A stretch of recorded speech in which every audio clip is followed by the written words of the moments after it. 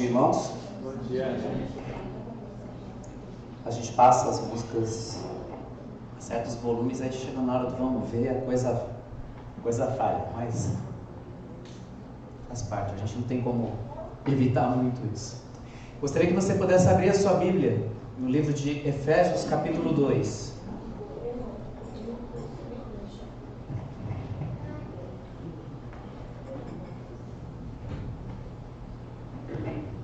Efésios 2, versos 1 a 10.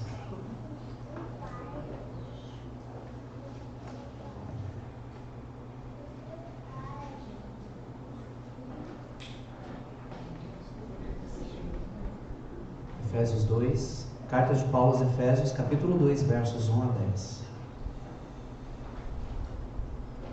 Acompanhe a leitura na sua Bíblia.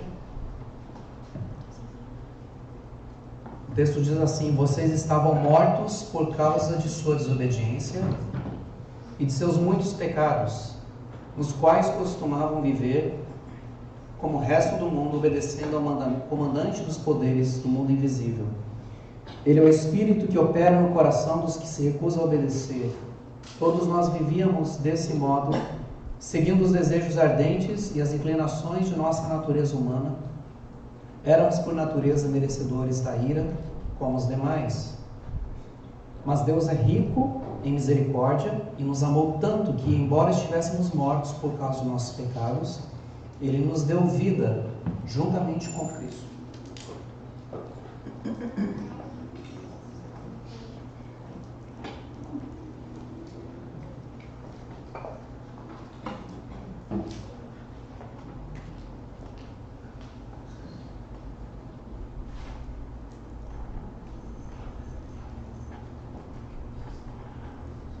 Só tomar um remédio aqui, senão esqueci de tomar.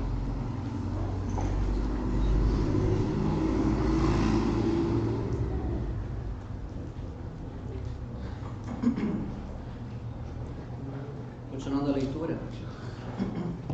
Portanto, nas eras futuras, Deus poderá apontar-nos como exemplos da riqueza insuperável de sua graça, revelada na bondade que Ele demonstrou por meio de nós em Cristo Jesus. Vocês são salvos pela graça, por meio da fé. Isso não vem de vocês, é uma dádiva de Deus.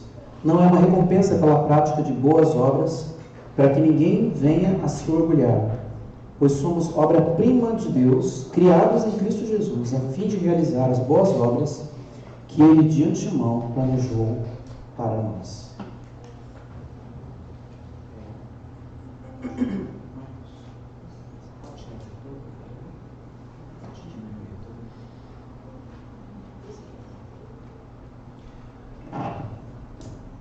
Vamos orar mais uma vez.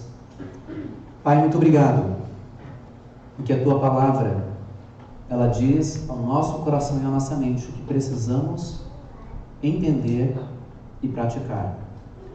Ajude-nos, Pai, a ouvir a Tua voz com o coração aberto, para que essa palavra possa trazer frutos bons para a nossa vida.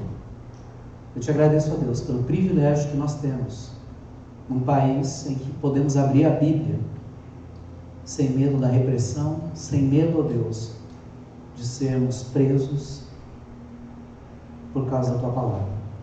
Pedimos a Tua bênção, oramos em nome de Cristo. Amém.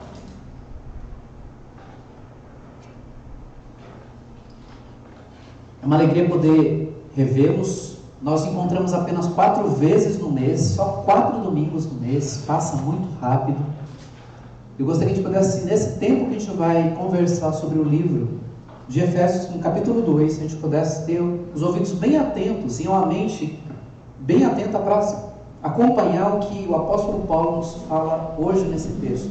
Nós temos conversado nos últimos domingos sobre as 5 marcas, os 5 pilares de uma igreja verdadeiramente cristã. Nós falamos na primeira mensagem. Em outubro,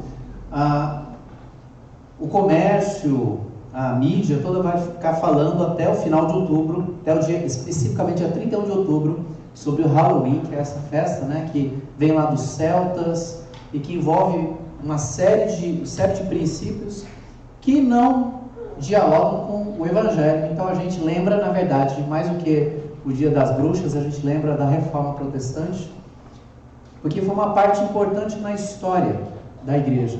E essa reforma foi necessária por quê? Porque assim como nos dias em que Jesus estava sobre a terra, pregando, falando sobre o reino de Deus, o judaísmo foi usado para obter vantagem para si.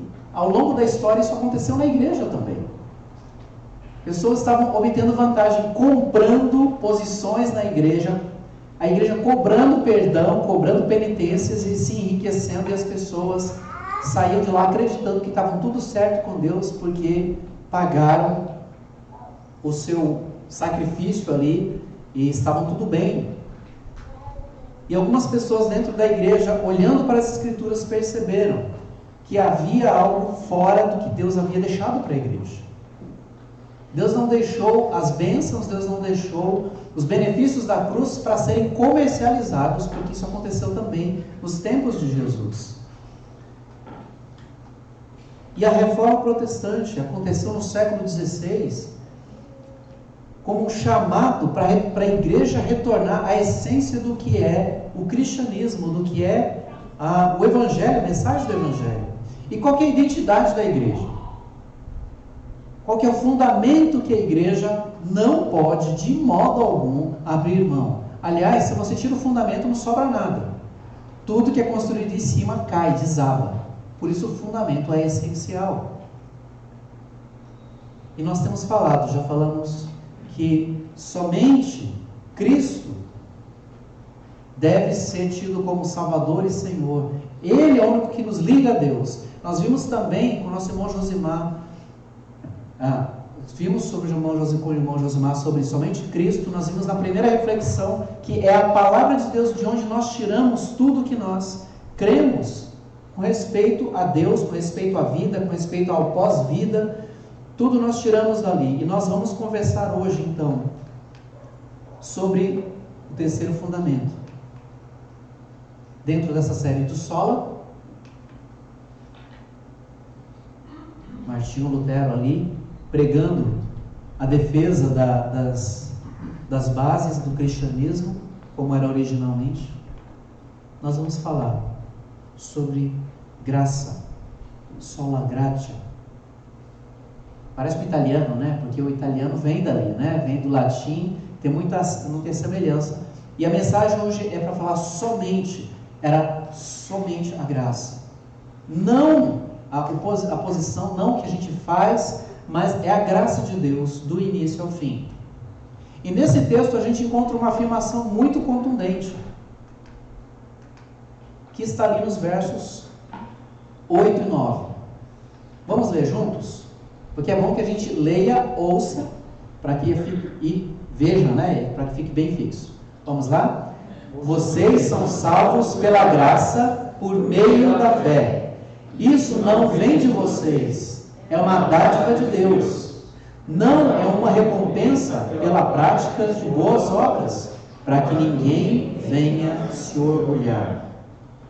Esse aqui é um versículo para você anotar na sua Bíblia em algum lugar aí, ou passar um marca-texto, porque esse versículo é muito importante para a nossa caminhada com Jesus, para que a gente não repita o que ao longo da história tem acontecido. E a história precisa ser lembrada, para que a gente aprenda as coisas boas, como também a não repetir o que ao longo da história pessoas têm feito. Por isso a gente tem que estudar história. Talvez você não goste, quem é estudante, não goste muito das aulas de história, mas fala muito sobre o que quem a gente é e para onde a gente deve caminhar. E também aprender o que a gente não deve fazer. Mas nessa fala do apóstolo Paulo está querendo dizer algumas coisas muito importantes, basicamente duas coisas importantes. Eu poderia resumir a mensagem e dizer assim: isso aqui é o Evangelho, e aí Deus nos abençoe e vamos para casa. Mas o texto bíblico fala muito mais. E tudo que vem antes dos versos 8 e 9 é o que Paulo está falando, resumindo nesses dois versos. Por que nós somos salvos pela graça, por meio da fé? Por que não vem de nós, é um dom de Deus? Por que não é uma recompensa de fazer coisas boas? Paulo vai dizer, e essa é a mensagem do Evangelho. O Evangelho só tem duas notícias para dar: a ruim e a boa. E é bom que a gente comece pela ruim, porque aí a gente vai entender o valor da boa. Igual você vai comer duas coisas gostosas. Come a menos gostosa primeiro, porque você saboreia muito melhor a segunda. Senão você não vai querer comer a segunda. Come primeiro. A que tem menos, um sabor mais assim, mais simples. E é esse ponto que eu quero tratar primeiramente aqui. Por que não podemos nos salvar?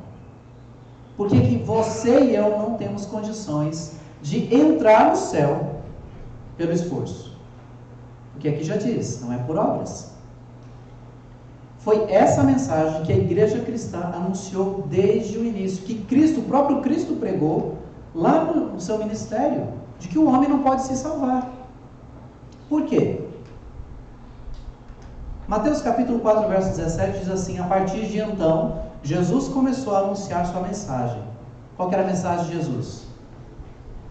Arrependam-se, pois o reino dos céus está próximo.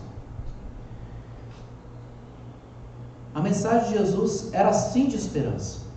Mas o meu Jesus que eu conheço, ele fala de amor, ele fala de esperança, ele fala de recomeço, ele fala de perdão. É esse Jesus que eu conheço. Mas o Jesus que a Bíblia apresenta, ele também fala que há necessidade de arrependimento e fé.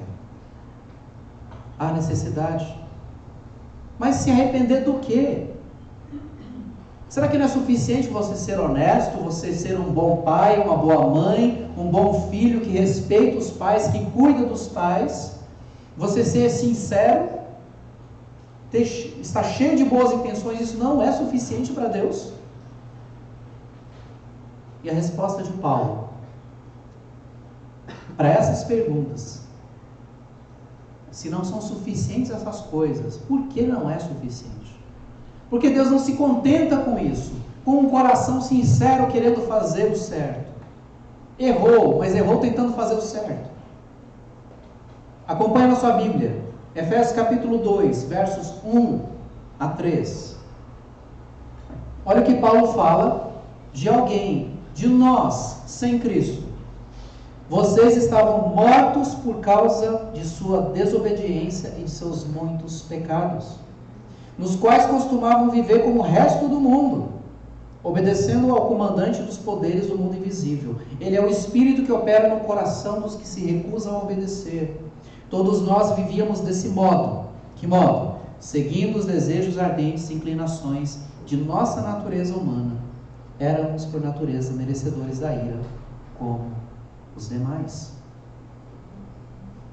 Eu quero destacar uma expressão que Paulo usa aqui para dizer por que nós não podemos nos salvar. Porque nós estamos mortos na desobediência e nos muitos pecados. Versículo 1. É uma expressão forte que Paulo tem que trazer aqui para deixar claro qual que é a realidade. Clara qual que é a realidade, a situação de nós, de você, de mim, independente de quanto teologia a gente sabe, independente de quanto de igreja a gente tem de vida, a situação do homem natural é morto no pecado. E a imagem de morte não é agradável, não é algo que a gente assim, puxa, eu quero ver a morte. Não, a gente foge da morte, a gente evita. A imagem de morte tem cheiro de morte, tem cheiro de separação. Talvez seja essa dor que causa no nosso coração quando a gente perde alguém. Eu não vou encontrar mais. Não tem volta. Mas é assim que a Bíblia descreve o nosso estado perante Deus, a nossa condição natural sem Cristo. Romanos capítulo 5, verso 12 diz assim: quando Adão pecou, lá em Gênesis 3, no início da humanidade, o pecado entrou no mundo, e com ele, que? A morte, que se estendeu a todos, porque todos pecaram. Nós recebemos essa herança, esse DNA de Adão e Eva. O primeiro homem pecou, e com o pecado entrou a morte. Entrou junto com essa morte não apenas a morte física, essa morte que vai consumir a nossa carne, mas a morte nos relacionamentos, a morte no relacionamento com Deus. E morto não reage. Morto não interage. Morto não responde. Espiritualmente falando, pessoas sem Deus não têm relacionamento com Ele, porque estão mortas. O Naoki, antes de Cristo, era morto. Vivia na rebeldia, porque ele vai dizer... E como é que essa morte ela é frutificada? Na desobediência e nos muitos pecados, nos quais costumava viver como o resto do mundo. Eu sei que as mães falam assim, meu filho, você não é todo mundo não. Mas diante de Deus, na condição espiritual, nós somos como todos. Não tem ninguém exclusivo. Só Cristo que veio a essa terra, que veio vivo e continuou vivo e continua vivo. Mas o ser humano, ele nasce espiritualmente morto, desconectado de Deus. E qual que é a evidência disso? Paulo vai trazer algumas coisas. Tem uma natureza rebelde, desobediência. Essa é a natureza. Em toda a história, por melhores que fossem as intenções e as condições de vida, sempre houve maldade. Não importa se vai morar lá no bairro do Morumbi, em São Paulo, onde você tem tudo, tem segurança, você tem casa boa, você tem tudo, a maldade também está lá. Você vai para a Índia, onde existe pobreza, onde existem pessoas ali lutando pela vida, tem maldade também. Tem maldade na casa do crente também, tem a maldade na casa do descrente. A maldade sempre esteve presente. Não é novidade. Por isso a questão não é o meio onde a gente vive, como tem sido tentado responsabilizar. O Gustavo é desse jeito porque ele nasceu e cresceu lá em São Bernardo, veio daquele lugar perigoso, por isso ele é desse jeito. Não. Se ele tivesse nascido no Morumbi, tivesse nascido aqui em Perdões, o coração dele desejaria coisas semelhantes. Porque é uma questão da nossa natureza. Nós queremos fazer o que nós queremos. O problema está enraizado no nosso coração. Essa é a nossa natureza. Se você põe um escorpião na sua mão, não vai esperar que ele não vai te ferroar, porque é a natureza dele. Ele é assim, ele é predador. Ele carrega veneno nele. Porque é no nosso coração onde a gente faz escolhas. É no nosso coração onde nós odiamos pessoas, onde nós invejamos, nós queremos ter o que não é nosso, nós guardamos a amargura, que por fim é revelado na nossa forma de falar, no tratamento. Não importa. Ah, mas pastor, mas as crianças são puras. As crianças não são puras, gente. Quem tem filho sabe disso. Porque quando eles querem fazer birra, eles fazem muito bem. E para complicar, fazem público, porque aí os pais vão ter que fazer a vontade deles. Ninguém ensina a criança a fazer isso. Por isso a gente ensina a criança a fazer o certo. Porque o errado já vem no software dela. Já está embutido ali, ela sabe. No momento que alguma coisa contraria ela, o modo rebelde dela ativa e ela começa a reagir. O nosso coração é assim. O morto espiritual, ele diz a Deus: a vida é minha, o corpo é meu, eu não preciso de ti. Eu preciso do que o Senhor tem a me dar, mas eu não preciso do Senhor para dizer o que eu tenho que fazer. E Israel viveu desse modo, como nós já falamos na primeira mensagem, quando Israel vivia desse jeito. Naqueles dias Israel não tinha rei, não havia autoridade. Cada um fazia o que parecia certo aos seus próprios olhos. É assim que vive uma pessoa desconectada de Deus. Eu faço do meu jeito, quando eu quiser e se eu quiser. Não é Deus. Quem é Deus para vir arbitrar na minha vida, dizer o que eu devo, dizer o que é certo, o que é errado? Eu decido, eu defino o que é certo, o que é errado, o que é bom, o que é ruim. A criança tem aquela fase do não. Vamos tomar banho? Não. Vamos comer? Não. Ela já demonstra resistência. Ai, ela tem personalidade forte. Não, ela é desobediente mesmo. Ela resiste à autoridade. Ela resiste a tudo que for contrário a ela. Esse é o coração humano. Não tem a ver com o meio que a gente vive, tem a ver com o coração. É um problema congênito, nós nascemos assim. Como diz a música infantil, havia um homenzinho torto que morava na casinha torta, a sua vida era toda torta. Nós nascemos tortos. Naturalmente nós nos iramos, naturalmente nós guardamos mágoa, naturalmente nós julgamos as pessoas. E o pecado entra na nossa vida e mancha todas as nossas capacidades. Até o nosso amor é suspeito, porque quando a pessoa não ama de volta, a gente facilmente transforma em ódio. Porque eu amo quem me ama. Quem não me ama, quero no mínimo longe de mim. Contaminou cada pensamento. Cada intenção foi contaminada pelo pecado. Está no nosso DNA. Você não tem como pensar o seu DNA e falar assim, eu quero tirar essa parte de mim. Está lá, faz parte. A segunda marca do homem que não pode, porque não podemos nos salvar, é porque nós somos escravos do pecado. Versículo 2. Nos quais costumavam viver como o resto do mundo, obedecendo ao comandante dos poderes do mundo invisível. Que comandante é esse?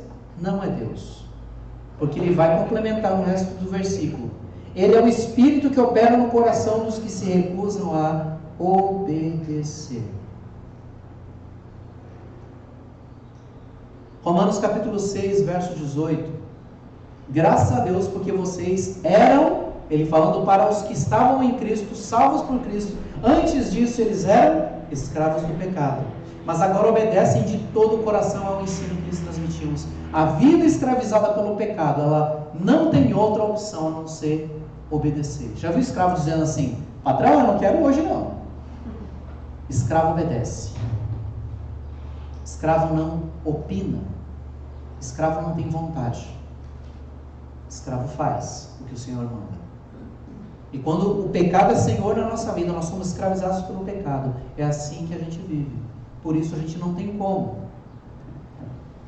se salvar. Ou fazemos a vontade de Deus, ou fazemos a vontade de Satanás. Não tem inúmeras opções. E essa é uma estratégia diabólica e mais eficaz de todos os tempos que tem sido verbalizado nessa geração, que é siga o seu coração.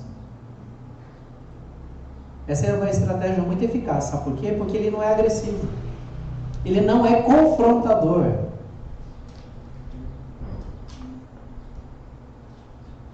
Porque se você ouvir o coração, você não vai ouvir Deus. Ou você ouve o coração, ou você ouve Deus. Não dá para andar com um pé em cada barco. Não dá para você adorar, amar a Deus e amar as riquezas. Não dá para você... Não existe dois tronos no coração. Existe um trono só. A questão é quem está sentado lá. É Cristo ou não? Porque ouvir o coração, a gente só vai ouvir o que a gente quer ouvir. A gente só vai... O nosso coração só vai falar o que a gente quer ver, o que a gente quer ver, ouvir e o que a gente quer ter. Percebe? Tem tudo a ver comigo. Não é o que Deus quer. E muitas vezes os filhos não gostam disso. Quando o pai fala assim, agora não. É uma fera. Nosso coração é assim. Porque o que o coração fala, ele é doce aos ouvidos. Ele é sugestivo para a mente. Veja bem, consideremos. Lembra de Gênesis 3? Não foi bem assim não, que Deus, acho que vocês entenderam errado. Na verdade é o seguinte, não é só que vocês entenderam errado, é que Deus estava escondendo de vocês, que se vocês comerem do fruto, vocês vão ser como Ele. Olha que forma diabólica que a serpente fez. E que essa frase, siga o teu coração, faz mesmo com a gente hoje. É uma armadilha para nós. Por quê? O coração humano é mais enganoso que qualquer coisa, é extremamente perverso. Quem sabe de fato quanto é mal? Você já se decepcionou com uma coisa que você achava que era e não era? Puxa, eu confiei na pessoa, eu tinha certeza que era minha amiga. E descobri depois que não era. Não tinha certeza que ia dar certo. Aí larga o emprego e vai pegar um que não tem nem certeza se é, aí fica sem os dois. Ah, mas eu tinha certeza que era. O nosso coração é enganoso. Aí você vai falar assim: ah, pastor, então toda pessoa sem Jesus é o pior da criação de Deus. Não. Porque nem todo rebelde a Deus, escravizado pelo pecado, faz coisas horríveis o tempo todo. Tem pessoas socialmente decentes que não querem nada com Deus. São honestas, são justas, são pessoas assim, bom colega de trabalho, bom familiar, aquele filho que quando está morando longe liga para a mãe, que quando viaja traz uma lembrancinha para os pais, para os irmãos, mas ainda assim, sem Cristo, quando tiver que escolher entre Deus e o seu próprio desejo, a segunda opção vai ser abraçada imediatamente. E por essa razão, porque o homem não pode salvar porque ele, em primeiro lugar, ele é rebelde a Deus e ele obedece às vontades de Satanás, que diz: ouça o teu coração, é que nós somos merecedores da ira. Talvez alguém vá pensar: mas só isso já vai me levar para longe de Deus? Só isso vai me colocar separado eternamente de Deus? Sim, só por isso. Porque a questão está na natureza do coração. É por causa da dureza do coração humano que existe guerra. Guerra não existe, gente, por interesse meramente territorial e financeiro. É do coração. O homem não sossega, ele vive em guerra. E quando não tem guerra, ele inventa guerra. O coração do homem é assim. Por isso existe guerra, existe divórcio, existe abandono, existe engano, existe roubo, opressão e tudo quanto é mal. É aqui no coração que nasce. Não nasce na carteira. É o coração. É o que o coração ama. É que vai dizer como ele vai reagir. A gente, não sei quantos de vocês estão acompanhando a notícia lá na faixa de Gaza, lá na Palestina. A notícia que mais me chocou foi quando foram duas notícias. Uma, de uma imagem de soldados tirando idosos da sua casa e levando amarrados com fuzil na mão. Idosos. Que ameaça eles são para os soldados? Nenhuma. E a segunda notícia foi mais chocante. Daquele que dá um nó na garganta. E quando a gente tem filho, a coisa parece que fica multiplicada por 100. Daqueles 40 bebês mortos. Alguns deles decapitados. E aí vem um misto de sentimento. Ah, não, tem que jogar bomba em cima deles. Não, a ONU tem que fazer alguma coisa. A ira justa, que reage à injustiça, sobe no nosso coração. Porque a gente vê o mal prevalecendo, a gente vê o mal torturando. Se o nosso sangue ferve e clama por justiça, e nós queremos que o opressor seja punido ao rigor da lei, o que dirá então de Deus, que é santo? E que a gente passa boa parte da nossa vida ofendendo a Deus, dizendo assim: Deus, valeu por ter me criado, de ti eu quero só as bênçãos, das orientações fica com o Senhor, faça bom proveito. Porque foi isso que o filho de Lucas 15 fez. Pai, me dê a herança, não quero nada contigo, pai, para mim o Senhor está morto. Porque quando ele pede a herança com o pai em vida, para ele o pai já estava morto. É assim que vive alguém que tem um coração rebelde a Deus, que prefere fazer a vontade do que fazer a vontade de Deus. Ele está dizendo: Deus, de ti eu quero só a bênção. E de repente até nem a bênção eu consigo sozinho. Essa é a primeira notícia que o Evangelho nos apresenta, uma notícia ruim, amarga, difícil de ser digerida, mas é necessário ser dito. Mas ainda bem para a gente que a história não termina aí. Se Deus dissesse, a sua situação é essa, é isso que você merece, ponto final, pode passar lá no RH, vai assinar, não tem mais volta. Mas Deus é graça. E é tão importante a gente entender em que situação a gente existe sem Cristo, porque senão a gente barateia a graça.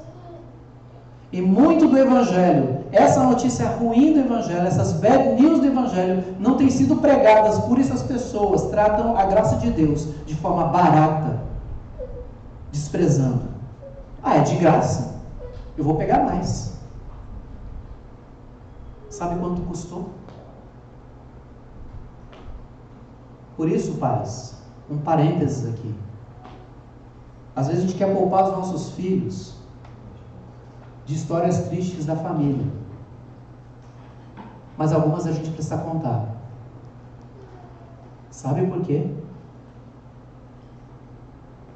Não apenas para que eles saibam de onde eles vieram e quem veio antes deles, mas o que custou para eles chegarem onde chegaram. Meu pai contava as histórias de guerra. Meu pai contava as privações dele. Não para se fazer de coitado. Mas hoje eu entendo que era para que eu valorizasse aquilo que eu tinha ali e que ele não teve. Quando eu passei no vestibular, meu pai não teve o privilégio de fazer vestibular porque não tinha dinheiro, ele tinha que trabalhar. Meu pai era alcoólatra e ele foi lá no barzinho onde ele bebia com os companheiros de bar e foi dizer, meu filho passou. Era a realização dele. E aí quando eu somo com a história do que ele passou depois do pós-guerra, que não tinha lápis e caderno para fazer as anotações como ele gostaria, me fez muito mais claro quando ele me disse, se você vai estudar, estude bem, faça bem feito. Ele não disse, olha, porque eu tive, não tive, então você tem que me compensar. Mas quando eu olhei para trás, o peso da história, o que custou para eu chegar onde eu estou, me fez ser alguém mais consciente para valorizar o que eu recebi. E por isso a notícia ruim é necessária, mas a notícia não encerra aí, porque a graça de Deus está presente, ainda bem para nós, ainda bem. Tudo que a gente precisava, Deus providenciou. Estávamos mortos no pecado, éramos rebeldes contra Deus, obedientes ao Espírito que opera no coração dos que se recusam a obedecer a Deus, merecedores da ira. Verso 4. Mas Deus é tão rico em misericórdia, nos amou tanto, que embora estivéssemos mortos por causa de nossos pecados, Ele nos deu vida juntamente com Cristo. João 3,16 vai dizer, porque Deus amou tanto o mundo, que deu seu Filho único, para que todo que nele crê não pereça, mas tenha a vida eterna. Deus não deu presente qualquer. Deus não te deu riqueza. Deus deu o quê? O Filho. Sabe, eu já fiquei meditando muito sobre esse versículo, depois que me tornei pai. Fiquei pensando assim, puxa, o que é mais difícil dar para Deus? O que é mais difícil abrir mão? Meu carro? Minha casa? É o Filho. Por isso a gente, como pai e mãe, a gente faz das tripas o coração, né, para ver os nossos filhos bem, porque é precioso. E Deus fez isso por nós. Ele não deu qualquer coisa, Ele deu Cristo. Deus nos amou, mesmo quando não éramos amáveis, mesmo sem que a gente amasse a Deus de volta. Ele decidiu nos amar. Foi um amor única. Deus olhou para Alice e disse, eu vou decidir amar Alice. Eu vou enviar meu filho por ela. Ah, mas e se a Alice não aceitar? Eu não me arrependerei. Deus nos amou mesmo quando Ele corria o risco da gente rejeitá-lo. Mas Deus nos prova seu grande amor ao enviar Cristo para morrer por nós, quando ainda éramos pecadores. Não quando a gente fez a coisa certa, não quando a gente consertou a vida para depois ir para Deus. Quando estávamos mortos no pecado, rebeldes contra Deus, Ele enviou seu Filho. Uma vez que fomos declarados justos por seu sangue, certamente seremos salvos da ira de Deus. Quando Jesus decidiu ir para a cruz, sabe o que Ele fez? Deus era o juiz. Nós estávamos no banco dos réus. Quando Deus disse, a sua condenação é morte, Jesus se levanta e se coloca entre mim e Deus.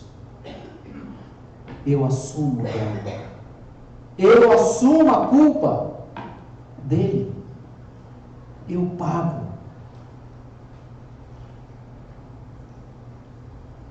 Deus prova o seu amor, tendo Cristo morrido por nós, quando ainda éramos pecadores. E os versos 4 a 10, Paulo vai dizer o que foi isso que Deus fez através de Cristo.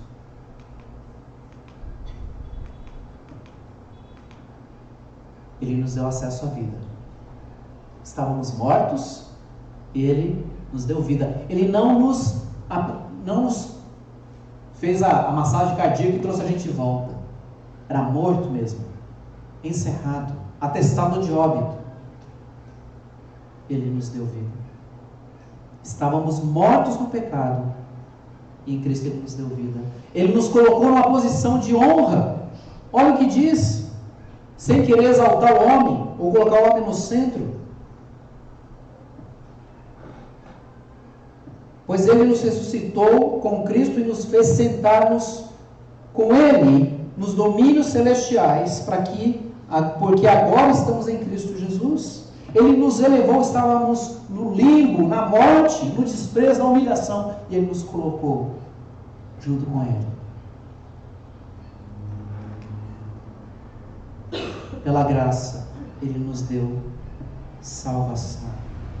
Finalzinho do verso 5, é pela graça que vocês são salvos. E ele vai repetir no verso 8, vocês são salvos pela graça, por meio da fé. Isso não vem de vocês, é uma dádiva de Deus. Não vem da gente a salvação. Não é porque você for um bom pai, uma boa mãe, uma boa pessoa que você vai entrar no céu. Não é pelos meus méritos, nem pelos seus.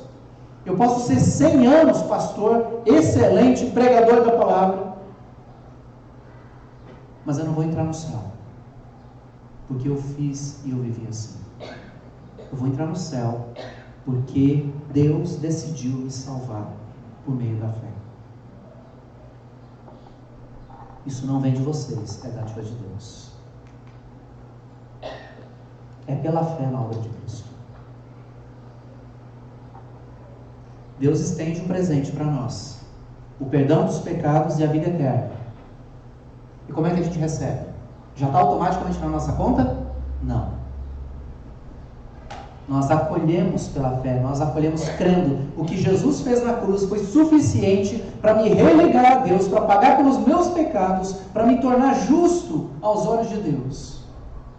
Me vestir de Cristo, para poder adentrar o palácio, por meio de Cristo. Ele deu um novo propósito de vida. Verso 10. Pois somos obra-prima de Deus, criados em Cristo Jesus, a fim de quê? Desfrutados da eternidade? A fim de realizar as boas obras que Ele de antemão planejou para nós. Somos salvos pela graça, por meio da fé, para uma nova vida. Uma vez salvo, sempre salvo. Ah, pastor, então tá bom, eu fui salvo, posso viver do jeito que eu estou, de qualquer jeito agora? Não. O salvo, ele vive por um novo propósito. Ele não vai viver mais do jeito que ele vivia antes. Ele vai ter suas lutas, vai sofrer tentações, mas a vida dele vai ser direcionada para Deus agora. E quando ele tropeçar no caminho, ele vai lembrar do sacrifício de Cristo na cruz, vai pedir perdão e vai levantar, vai continuar seguindo na direção de Cristo. É uma nova vida. O salvo vive uma nova vida. E essa vida, ela é vivida pela graça também. Deus nos libertou, nos perdoou, mas ela é vivida ainda na força que vem da graça do Senhor. É a graça que nos sustenta, é a graça que nos capacita. Porque a força que eu preciso não vem de mim, ela foi dada por Deus. A sabedoria que eu preciso para viver de forma sábia vem de Deus. A direção que eu preciso vem de Deus, não é de mim. Não é a minha competência. Não é mais aquela vida focada no que é fútil. Eu vou ganhar muito, eu vou construir minha casa, eu vou fazer. Pode fazer isso. Se puder fazer, faça. Mas não viva para isso. A vida cristã, cheia de graça, ela vive para aquilo que é eterno. Paulo sabia muito bem o que era isso. Antes de ele conhecer a Cristo, ele era autossuficiente. Eu sou da tribo de Benjamim, circuncidado ao 8º dia, eu guardo a lei, fariseu de fariseus, sou do top das estrelas de conhecimento e de prática religiosa. Mas Paulo olha para tudo isso e diz: eu considerei tudo isso como perda. Eu troquei por Cristo. Paulo era autossuficiente. Até que um dia ele foi humilhado pela presença pessoal, gloriosa e graciosa de Jesus. Aqui ele rendeu o coração dele e foi transformado em alguém que em milhões de anos ele jamais seria. Inteiramente pela graça. Só pela graça. E essa é a mensagem de Cristo. É Deus oferecendo todos os dias oportunidade de a gente se reconciliar com Ele. Todos os dias. A graça de Deus não tem fim, mas as oportunidades têm. A gente não sabe quando vai partir. A gente planeja a vida para viver 80 anos. E lá no finalzinho, bem aposentado, deitado na nossa redezinha, comendo a comida gostosa na lareira, comida de fogão. Mas quem disse que a gente estará aqui para fazer isso? Deus nos dá a oportunidade todos os dias. A sua graça não tem fim, a misericórdia de Deus não tem fim, mas o tempo tem. O tempo tem. Deus nos reconciliando com Ele através de Cristo. Não é pela religião, não é pela moralidade, mas é por meio de Cristo. O único que tem nome, tem o poder de perdoar pecado, de salvar e dar sentido à nossa existência. Fora isso, é vazio. Somos salvos pela graça. Somos e seremos sustentados pela graça de Deus. E por causa dessa mesma graça, nós vamos chegar à presença de Deus e passar a eternidade com Ele. No lugar onde não haverá mais lágrima, nem dor, nem sofrimento, nem morte. Nada do que a gente vive aqui. É pela graça. Se hoje somos alguma coisa, é porque a graça de Deus supera muito o nosso pecado. Eu olho para os meus filhos, eu olho para a minha família, eu olho para o ministério. É tudo graça de Deus. Deus não precisava de mim. Deus não precisa de mim. Ele não precisa das minhas orações, Ele não precisa do meu trabalho, Ele faz sozinho, perfeitamente, tudo sozinho. Mas Ele me dá o privilégio de dizer: vem, Naô, que eu quero te mostrar umas coisas que você não viu ainda. Ele me dá um privilégio. Por isso não faça pouco caso da sua vida com Deus. Lembra do custo que foi para você estar aqui. A salvação é de graça, mas ela não foi de graça para Deus. Custou o melhor dele. Lembra das palavras de Jesus? Deus meu, que me desamparaste. Não está sendo. Eu achei que ia ser mais tranquilo esses dias sem a Yumi em casa. Não é que eu estou chorando não, gente. Estou chorando chuveiro. Né? Mas essa experiência da ausência dela, puxa, realmente tem coisas que ela faz e eu achava que era tão trivial. Quero valorizar mais. Quando a gente vê o que Cristo fez na cruz por nós, a gente vê a vida de uma outra ótica. É pela graça. Tudo pela graça, somente pela graça. Somos salvos pela graça. E permaneceremos firmes até o final, por ela também. Vamos orar. Pai, eu quero te agradecer, porque Cristo fez o que era impossível a nós ser feito. Não podíamos, ó Deus, de modo algum agradar ao Senhor, nos aproximarmos do Senhor, sujos pelo pecado, sujos pela vida autocentrada, sujos por uma vida rebelde, resistente ao Senhor. Mas o Senhor tomou uma decisão em teu coração, nos amou, e não apenas nos amou, mas como também estendeu a nós o presente do perdão, o presente da salvação, o presente de nos tornarmos filhos do Senhor, porque éramos apenas criaturas e criaturas rebeldes. Ajuda-nos, Pai, a manter a nossa mente e coração de que tudo que nós temos de bom nessa vida e que teremos futuramente é devida única e exclusivamente à graça do Senhor sobre nós. Te agradeço e oro em nome de Cristo. Amém. Amém.